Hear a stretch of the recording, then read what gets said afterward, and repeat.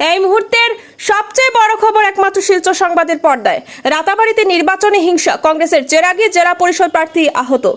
রামকৃষ্ণনগর কেন্দ্রের চেরাগী জেলা পরিষদের কংগ্রেস প্রার্থী কুবের প্রসাদ যাদবকে মারপিটের অভিযোগে বিজেপির কর্মীদের বিরুদ্ধে আহত অবস্থায় চিকিৎসার জন্য তাকে নিবিয়ে প্রাথমিক চিকিৎসালয়ে নিয়ে যাওয়া হয়েছে।